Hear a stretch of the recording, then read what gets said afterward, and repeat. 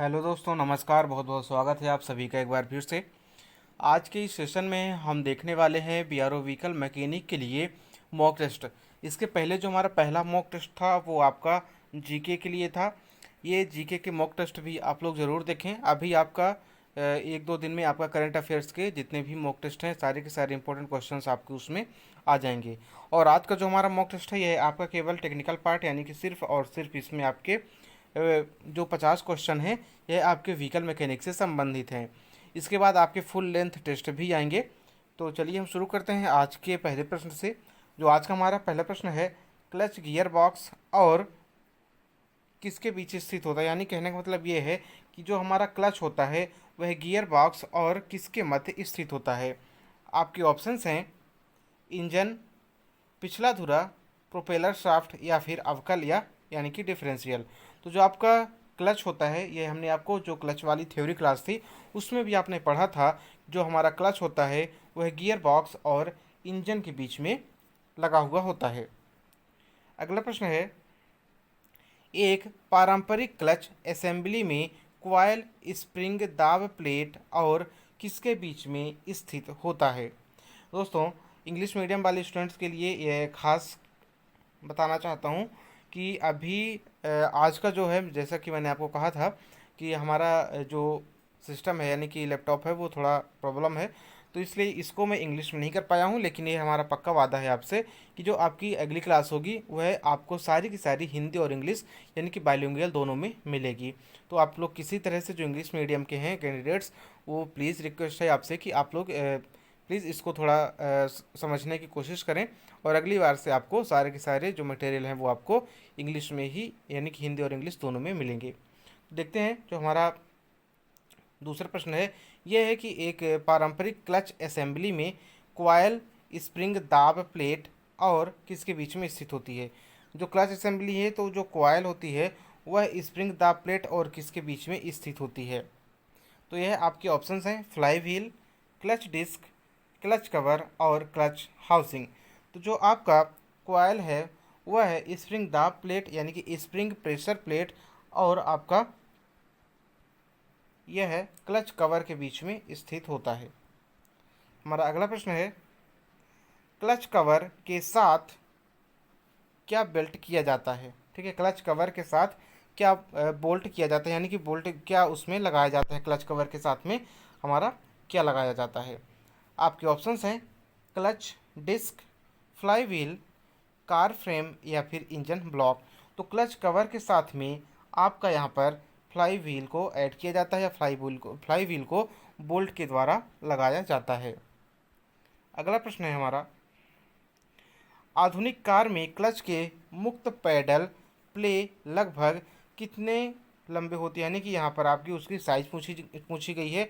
जो आपका आधुनिक कार होती है उसके जो क्लच के जो फ्री पैडल होते हैं, ये मुक्त पैडल यानी कि जो फ्री पैडल होते हैं वह लगभग कितने उनकी उनकी क्या साइज होती है। आपके ऑप्शंस हैं 5 mm, 25 mm, 45 mm और 65 mm। तो जो आपके क्लच पैडल होते हैं अभी मॉडर्न व्हीकल्स में वह आपके 25 mm होते हैं। अगला प्रश्न है, पद राइटिंग ऑन क्लच का अर्थ है ड्राइवर के पैर रखने की आदत। यहाँ पर आपके ऑप्शंस हैं क्लच पैडल पर, क्लच पैडल पर नहीं, क्लच पैडल को निरंतर दबाए रखना या बिना क्लच पैडल दबाए गियर शिफ्ट करने की। तो यहाँ पर जो आपके ऑप्शंस है राइडिंग ऑन क्लच का क्या अर्थ होता है। राइडिंग ऑन क्लच, तो जैसे आप यहाँ से इसको भी थोड़ा कॉमन सेंस भी से भी यूज कर सकते हैं। जैसे राइडिंग ऑन क्लच, जैसे आप मान लीजिए अगर आप बोल रहे हैं कि राइडिंग हम कर रहे हैं, बाइक राइडिंग या लॉन्ग ड्राइव पे जा रहे हैं, तो अगर बाइक राइडिंग यानी कि आप उस पर बाइक पर सवार हैं इस तरह से, तो यहाँ पर अगर इसको बोलें राइडिंग ऑन क्लच यानी कि जो आपका राइडिंग ऑन क्लच का मतलब होगा कि जो ड्राइवर का पैर होगा वह आपके क्लच पैडल पर स्थित होगा। यानी कि यहाँ पर जो आपका राइट आंसर होगा वह होगा option number A, clutch pedal पर।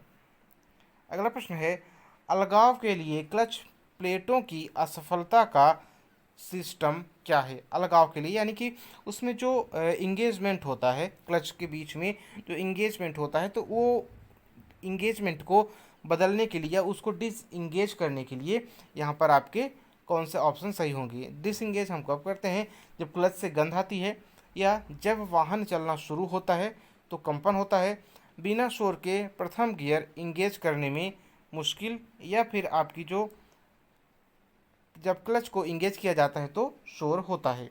यहाँ पर जो आपका राइट आंसर होगा वो होगा बिना शोर के प्रथम गियर इंगेज करने में मुश्किल होता है। तब हम क्या करते हैं, इसको बोलते हैं क्लच प्लेटों की असफलता, यानी कि जब हम प्रथम गियर मतलब जो फर्स्ट गियर लगाते हैं तो वो इंगेज करने में उसको प्रॉब्लम आती है, उसमें खड़खड़ाहट होती है, या सही से जो आपका गियर और क्लच के बीच में इंगेजमेंट नहीं हो पाता है, तो वह आपका यहाँ पर होता है। तो आपका ऑप्शन होगा वो ऑप्शन नंबर 3 सही होगा। अगला प्रश्न है, क्वेश्चन नंबर 7 है आपका, डायाफ्राम क्लच में केंद्र पर मुक्त बियरिंग के अंदर की ओर मूवमेंट के कारण डायाफ्राम स्प्रिंग क्या होता है, अपनी परिधि पर बाहर की ओर मूव करता है, या अपनी परिधि पर अंदर की ओर मूव करता है, या विस्तारित होता है यानी एक्सपैंड होता है, या कॉन्ट्रैक्ट या सिकुड़ता है। तो यहाँ पर जब आपका जो डायाफ्राम क्लच होगा वह जब केंद्र पर जो फ्री बियरिंग होती है वह अंदर की ओर मूवमेंट करती है, तो उसके कारण जो आपका क्लच होगा वह परिधि पर बाहर की ओर मूव करेगा, यानी कि जो आपकी फ्री बियरिंग होगी वह यदि आपकी अंदर की ओर मूव करती है तो आपकी डायफ्राम क्लच कहाँ पर, बाहर की ओर मूव करेगी। अगला क्वेश्चन है, एक ट्रांसमिशन में स्पर गियर के बजाय हेलिकल गियर के उपयोग करने के कौन से लाभ होते हैं। यहाँ पर कहा गया है कि यदि आपने किसी व्हीकल में स्पर गियर के बजाय वहाँ पर हेलिकल गियर का यूज किया है तो उसके क्या फ़ायदे होंगे, या हेलिकल गियर के क्या फ़ायदे होंगे, ये आपसे पूछा गया है। तो यहाँ पर आपके ऑप्शंस हैं, अधिक मजबूती और कम लागत, अधिक मजबूती और कम शिरा थ्रस्ट, यानी कि जो एंड थ्रस्ट होता है वह कम लगेगा, निम्न शोर लेवल और अधिक मजबूती, यानी कि जो साउंड होगा वह कम होगा और मजबूत भी ज़्यादा रहेगा, जबकि निम्न शोर लेवल और किफ़ायती होगा। ठीक है, तो यहाँ पर जो आपका सबसे राइट आंसर होगा वो होगा निम्न शोर लेवल, यानी कि जो उसमें साउंड होती है, जो आवाज़ होती है वह सबसे कम होगी, और साथ ही हेलिकल गियर स्पर गियर की अपेक्षा अधिक मजबूत होता है। ठीक है, तो यहाँ पर अगर हम अन्य ऑप्शंस की बात करें तो आपका हेलिकल गियर अधिक मजबूत तो है, लेकिन इसकी जो लागत होती है वह स्पर गियर की अपेक्षा अधिक होती है। इसी तरह से यहाँ पर जो अधिक मजबूत है ये यहाँ भी सही है, लेकिन यहाँ पर जो सीरा थ्रस्ट यानी कि जो एंड थ्रस्ट होता है वह हेलिकल गियर में कम नहीं होता है। निम्न शोर लेवल, यानी कि निम्न शोर लेवल तो ठीक है, लेकिन उतना किफ़ायती नहीं होता है, क्योंकि इसकी जो लागत होती है, मेंटेनेंस होती है, वो ज़्यादा होती है। तो यहाँ पर बस एक चीज़ यहाँ पर है कि निम्न शोर लेवल यानी कि जो साउंड होगा उसका कम रहेगा और उसकी जो मजबूती है वो ज़्यादा होगी। अगला क्वेश्चन है, टॉर्क कन्वर्टर में घटक जो टॉर्क के गुणन की अनुमति देता है।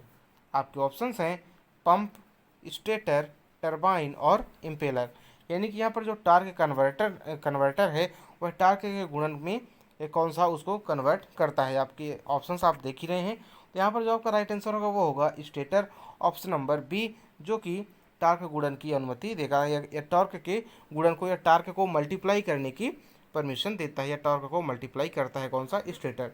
यदि इसको हम एक वर्ड में बोलें तो टॉर्क को मल्टीप्लाई कौन करता है, आपका स्टेटर व्हीकल में हुए उत्पन्न टॉर्क को मल्टीप्लाई करता है।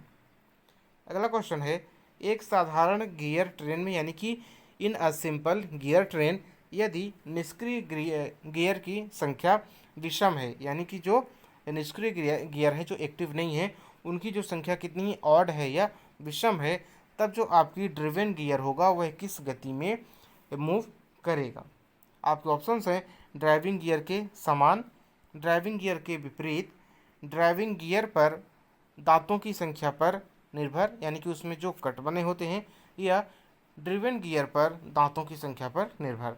तो यहाँ पर इस कंडीशन में जब आपकी एक सिंपल गियर ट्रेन है उसमें निष्क्रिय गियर की संख्या विषम है, तो यहाँ पर आपका राइट आंसर होगा ड्राइविंग गियर के समान, ऑप्शन नंबर ए आपका यहाँ पर राइट आंसर होगा। अगला प्रश्न है, डबल डी क्लचिंग का उपयोग कहाँ पर इंगेजमेंट करने के लिए किया जाता है, यानी कि जो आपका डबल क्लचिंग है उसको हम किसे इंगेज करने के लिए करते हैं। आपके ऑप्शंस हैं स्लाइडिंग मेश ट्रांसमिशन, स्थिर यानी कि कांस्टेंट मेश ट्रांसमिशन, सिंक्रोमेंस ट्रांसमिशन या इनमें से कोई नहीं। तो आपके जो राइट आंसर होंगे वो होगा कांस्टेंट मेंस ट्रांसमिशन। यहाँ पर आपका option number B right answer होगा।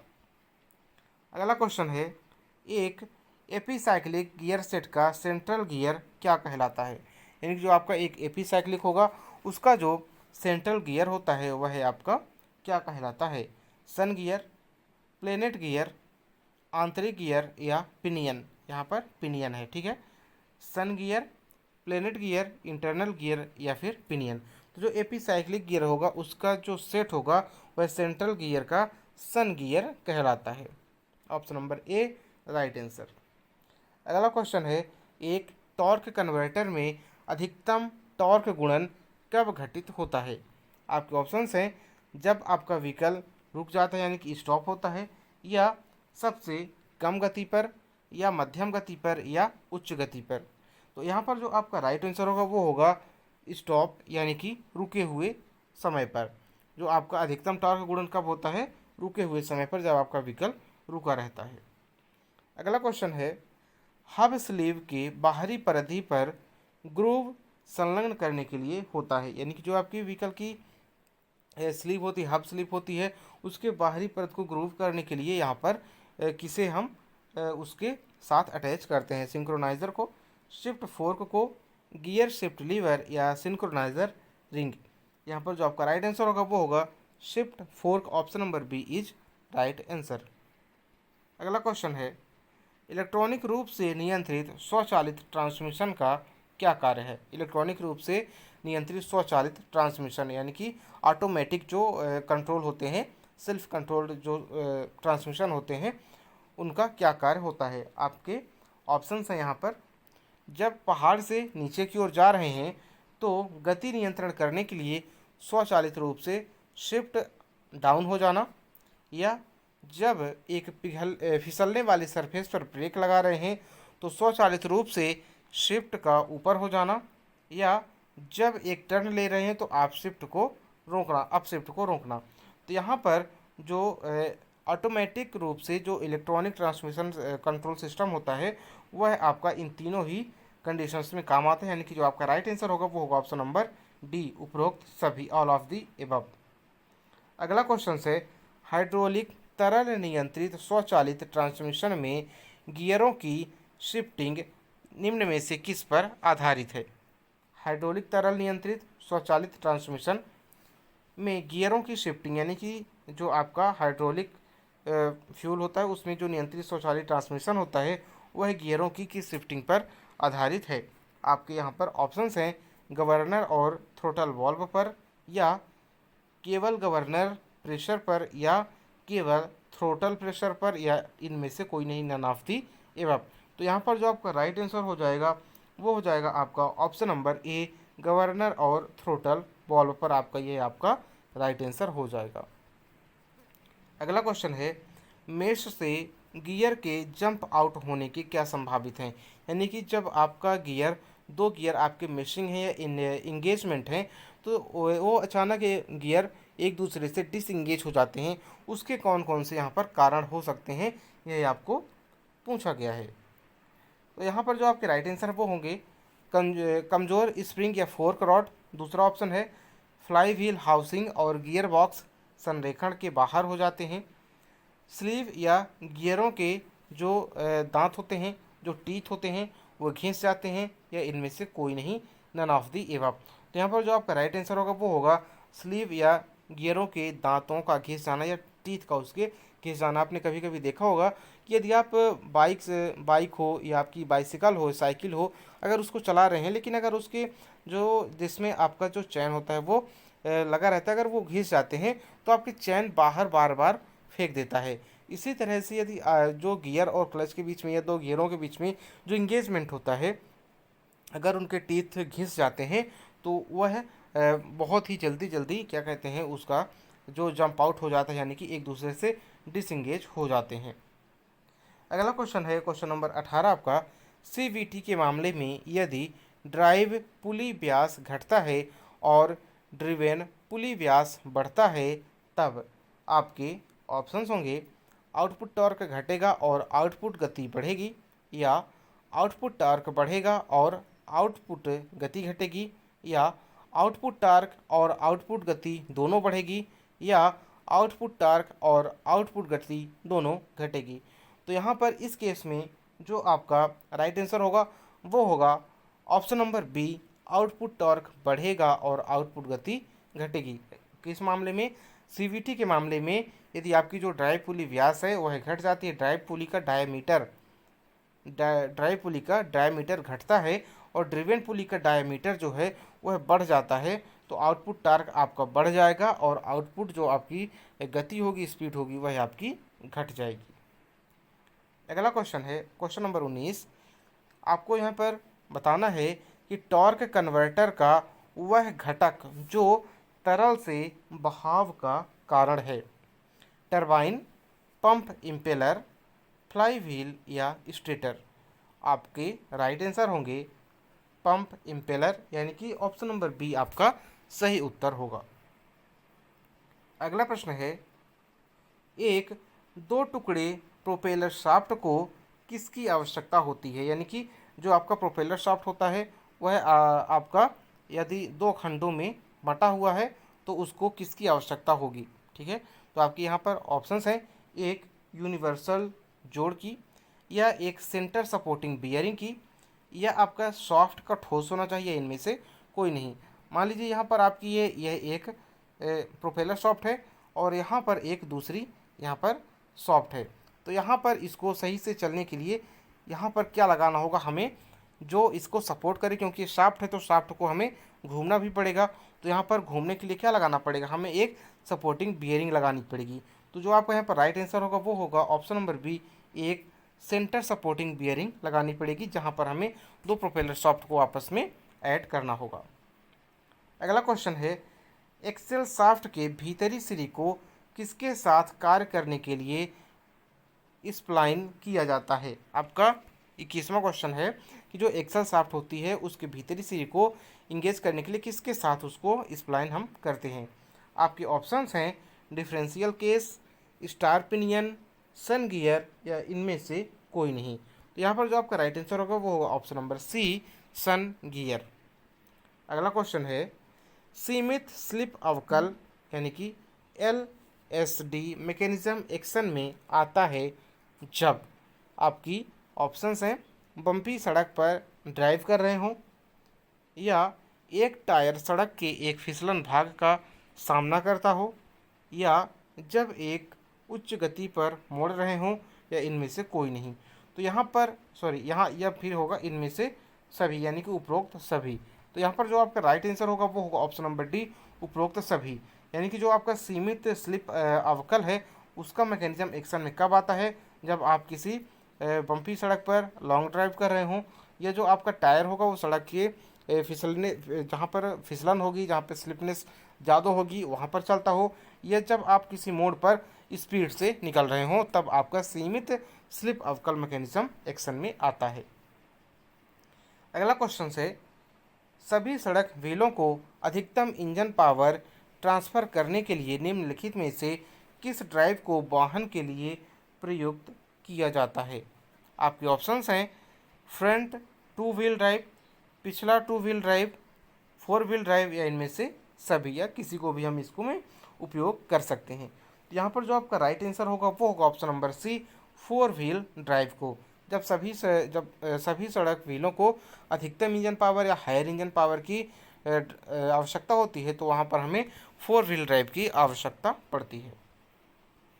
अगला क्वेश्चन है, पुनः परिसंचारी या रिसर्कुलेटिंग बॉल प्रकार स्टीयरिंग बियरिंग, या कह सकते हैं कि ball type steering gear box का उपयोग आमतौर पर किसके लिए किया जाता है?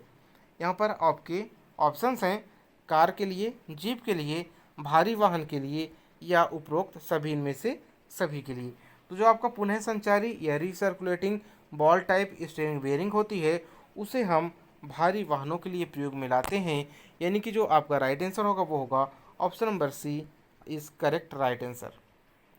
अगला प्रश्न है, कम फूले हुए टायर निम्न किस दोष के कारण हो सकते हैं? यानी कि यदि आपके टायर कम फूले हुए हैं तो उनमें कौन सा दोष हो सकता है आपको बताना है। आपके ऑप्शंस हैं जर्की स्टीयरिंग यानी कि उसमें जो आपके टायर है, जो रिम है, वहाँ पर जर्की स्टीयरिंग लगी हुई है, या कठोर स्टीयरिंग, या फ्रंट व्हील ट्रम्प है, या फ्रंट व्हील सिमी है। तो यहाँ पर जो आपका राइट आंसर होगा वो होगा ऑप्शन नंबर बी, कठोर स्टीयरिंग इज राइट आंसर आपका, ऑप्शन नंबर बी।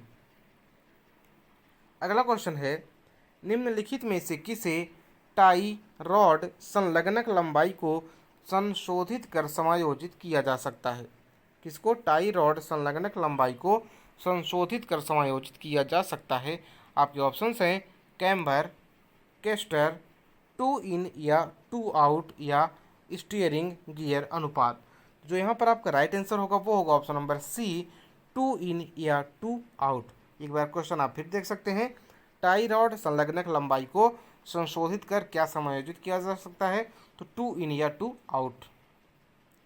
अगला क्वेश्चन है, वह कार्य जो ड्राइवर को स्टीयरिंग व्हील ऊपर या नीचे करने देता है। जो आपका स्टीयरिंग व्हील होता है उसे ऊपर नीचे करने के लिए आपका कौन सा सिस्टम यहाँ पर सपोर्टिव है?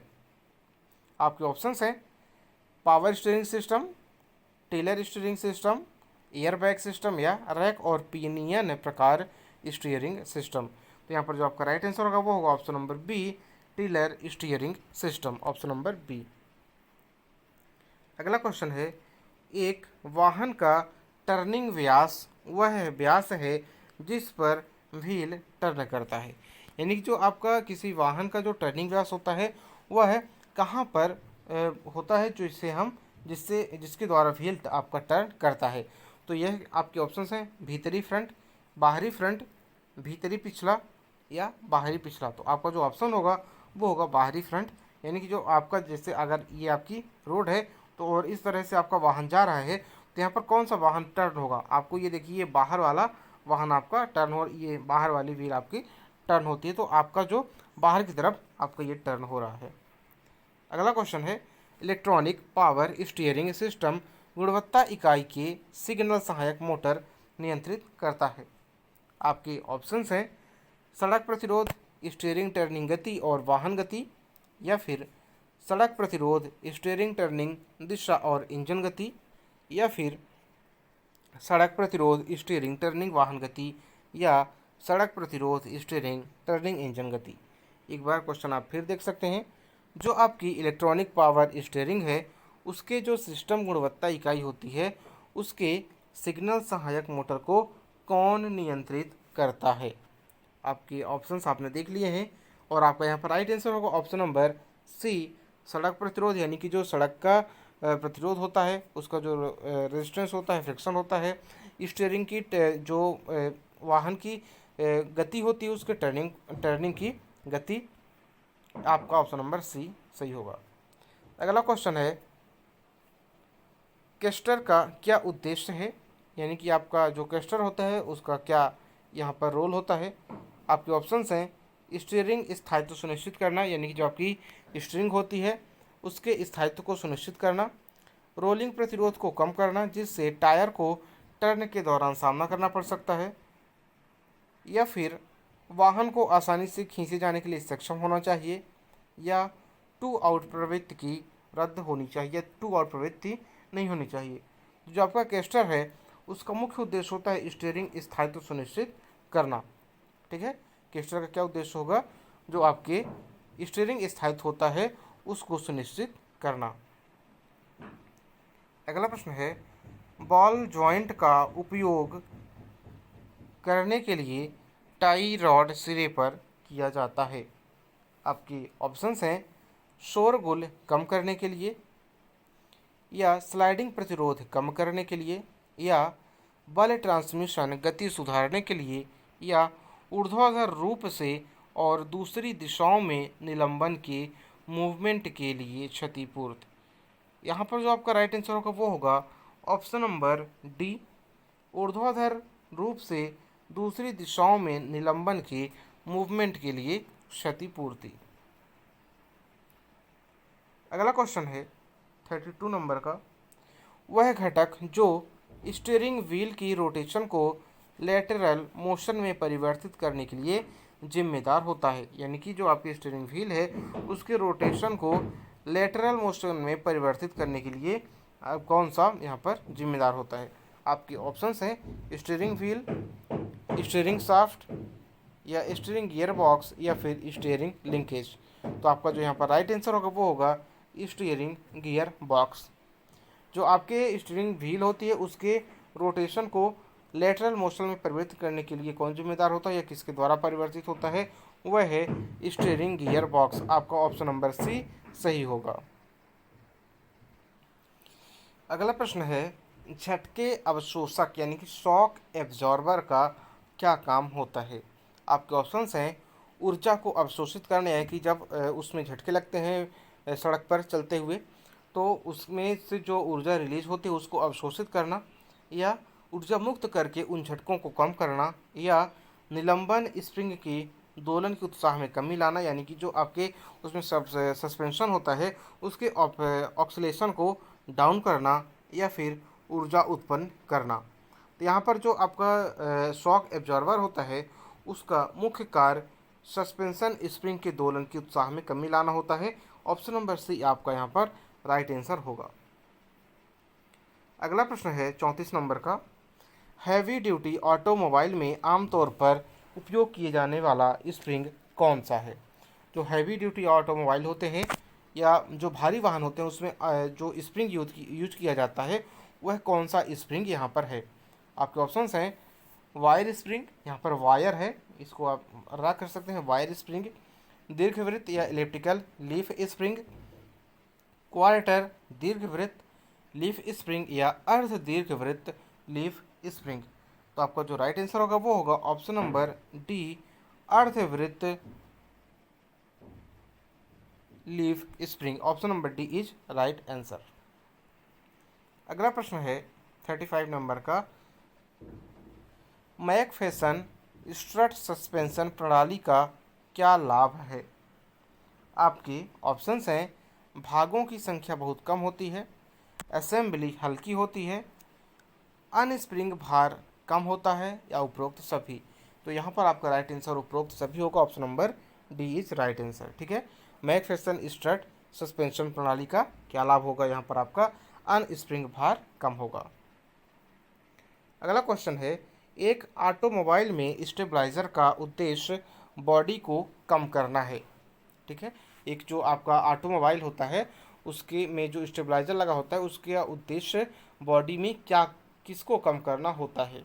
आपके ऑप्शंस हैं रोल, पिच, विचलन, या उसकी गहराई को। यहाँ पर जो आपका राइट आंसर होगा वो होगा ऑप्शन नंबर डी, रोल को कम करना होता है। ठीक है, तो अगला क्वेश्चन अब है हमारा शैकल लीफ स्प्रिंग को किस को क्या कार्य प्रदान करता है। जो आपका शैकल होता है वह लीफ स्प्रिंग को कौन सा कार्य प्रदान करता है। आपकी ऑप्शंस हैं पारस्परिक यानी कि रेसिप्रोकेटिंग, रोटरी, स्विंगिंग, या मरोड़ यानी कि टॉर्सनल। टॉर्सनल मतलब मरोड़। तो यहाँ पर जो आपका राइट आंसर होगा वो होगा 37 का स्विंग। जो आपकी शैकल होती है वह लीफ स्प्रिंग को क्या करती है, स्विंगिंग प्रदान करती है। हमारा अगला प्रश्न है 38 नंबर का, एक प्रकार के व्हील रिम जिसे ट्यूब रहित टायर के साथ उपयोग नहीं किया जा सकता है। इसमें आपका कहने का मतलब है कि वह कौन सा रिम है जिसे हम ट्यूबलेस टायर के साथ उपयोग में नहीं ला सकते हैं। आपके ऑप्शंस हैं disc wheel rim, wire spoke wheel rim, हल्का मिश्र धातु व्हील रिम, या समग्र व्हील रिम।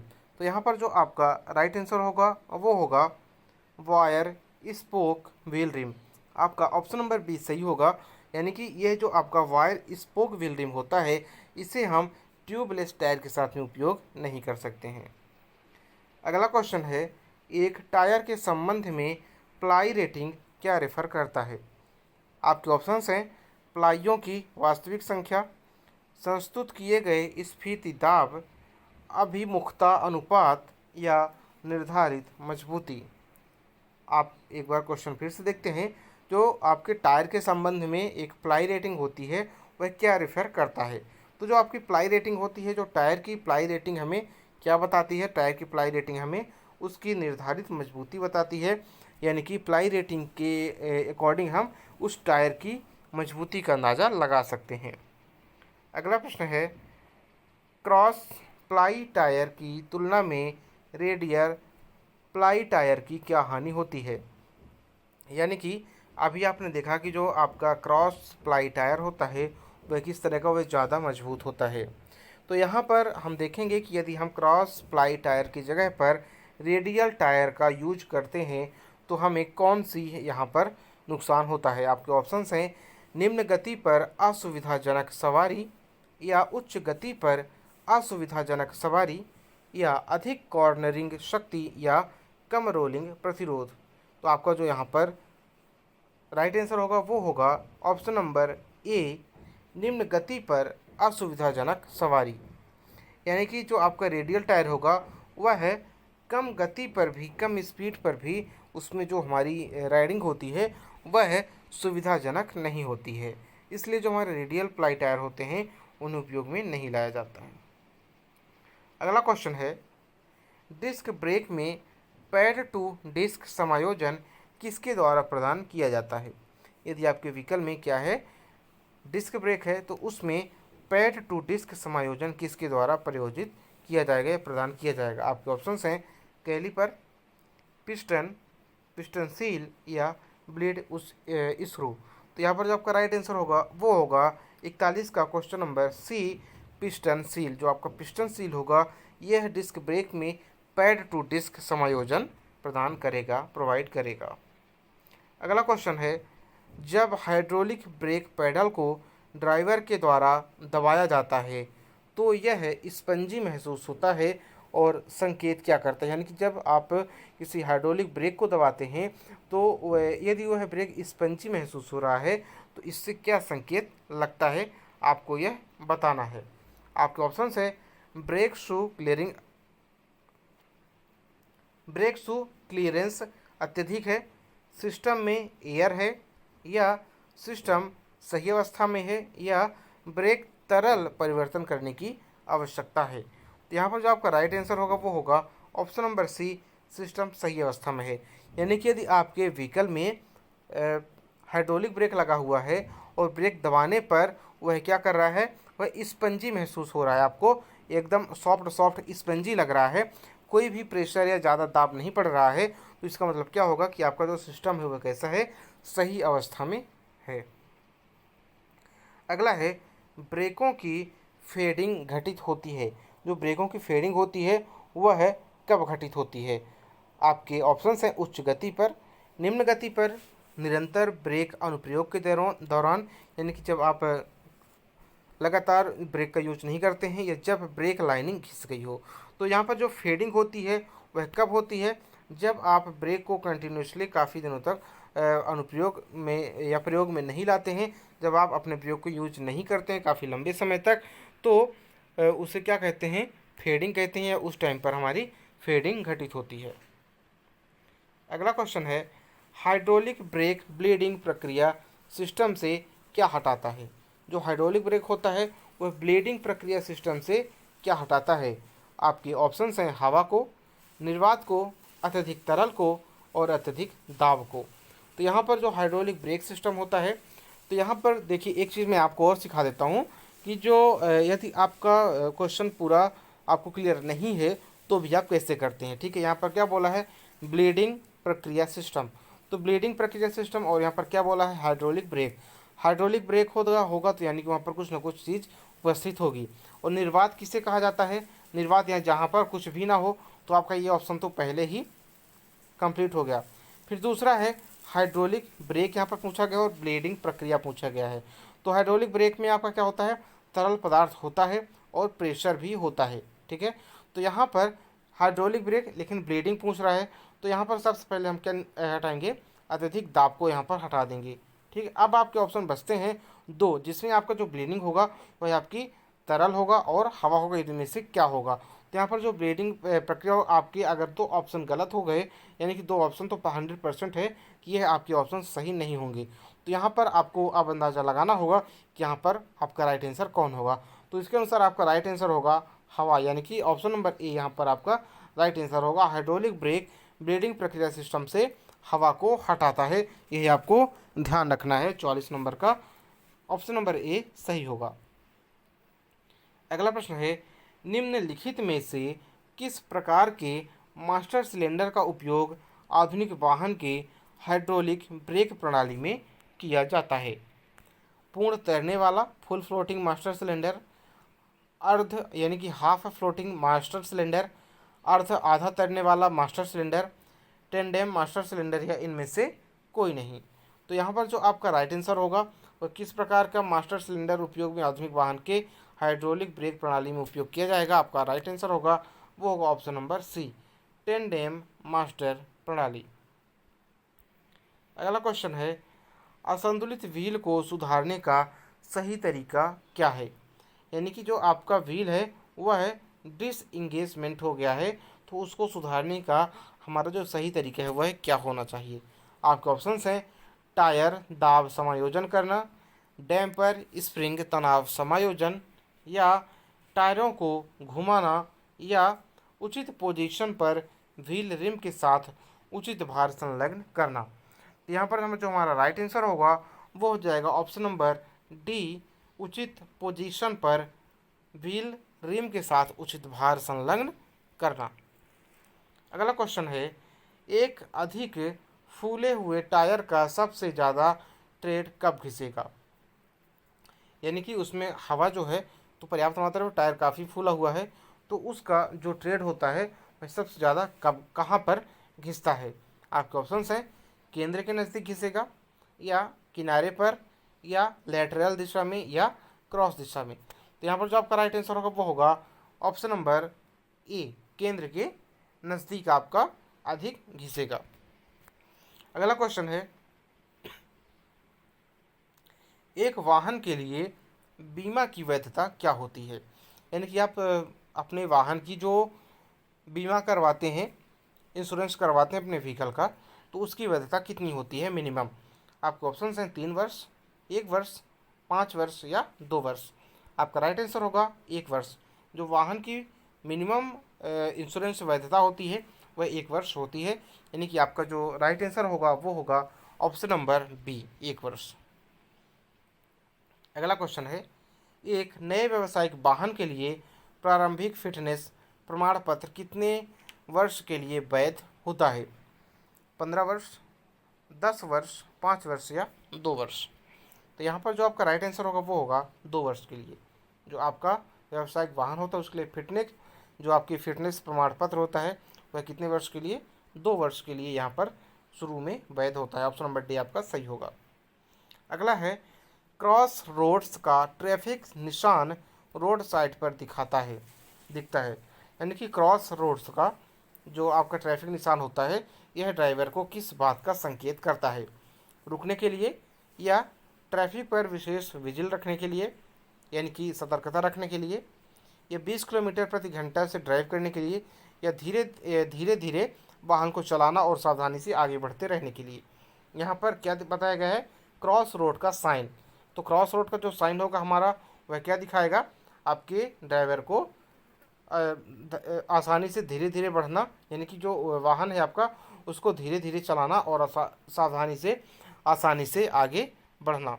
तो आज के ये 50 क्वेश्चंस कंप्लीट हुए। उम्मीद करता हूँ दोस्तों आपको यह सेशन अच्छा लगा होगा, और आपके लिए यह जो क्वेश्चंस हैं यह इम्पोर्टेंट भी होंगे और आपकी एग्ज़ाम में हेल्प करेंगे। आप इस क्वेश्चंस के देखने के बाद अपने आप को इवेलुएट भी कर पाएंगे।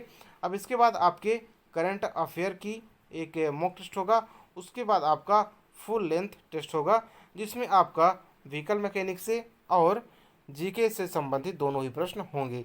यानी कि आपको पूरा का पूरा जो आपका एक्सपीरियंस होगा वह मेन एग्ज़ाम की तरह होगा। तो आज के लिए इतना ही दोस्तों, अब आपसे हम मिलेंगे अगली वीडियो में। तब तक के लिए नमस्कार, धन्यवाद।